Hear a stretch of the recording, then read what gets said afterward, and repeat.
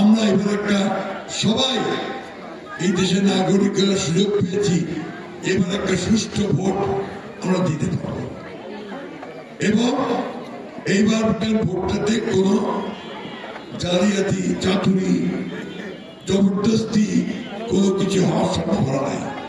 কেন? যে এখানে যে সরকারটা আছে এই সরকারটা একটা নিরপেক্ষ সরকার। এই সরকার সুন্দর একটা ভোট করতে চায় যে ভোটের মাধ্যমে জনগণের যাকে নির্বাচন করবে তারাই সরকারটা গঠন করবে।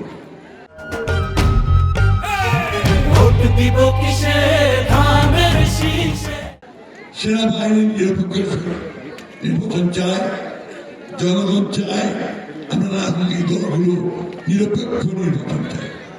সুতরাং এইবার সম্ভাবনা খুব বেশি যেবার একটা সুন্দর নির্বাচন হবে। আমরা তো সবাই চাই যে আমার ভোটটা আমি দিব, যাকে খুশি তাকে দিব, তাই না? আমার মনটা যাকে চাইবে তাকেই দিব, ঠিক তো?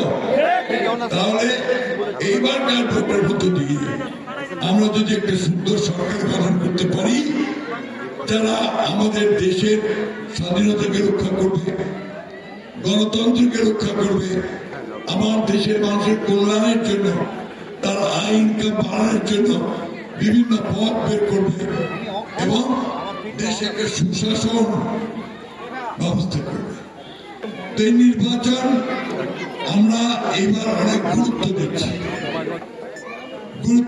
কেন? 15 বছর পরে আমরা একটা ভালো নির্বাচন পাচ্ছি।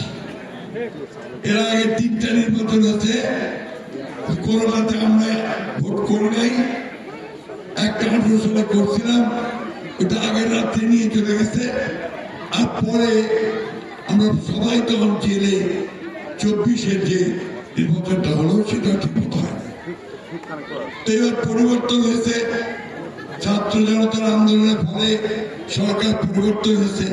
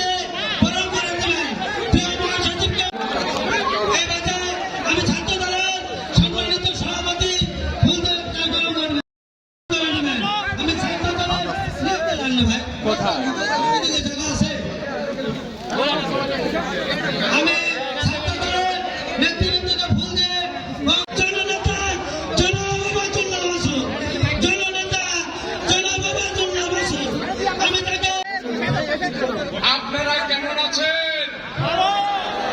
এইভাবে এই যে মহাসচিবের আগমনে আপনাদের মহাসচিব মির্জা ফখরুল ইসলাম আলমকে এবং মঞ্চের 33% মুসলমান ওই মমতা ব্যানার্জিকে ভোট এইরকম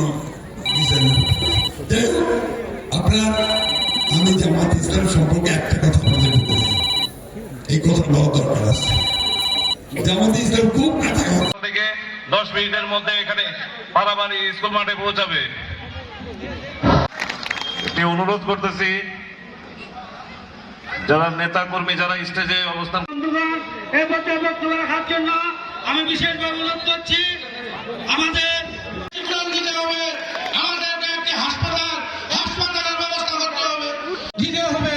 নির্বাচিত হলে মির্জা ফখরুল ইসলাম আলমের কাছে আমাদের দাবি। আমি বলতে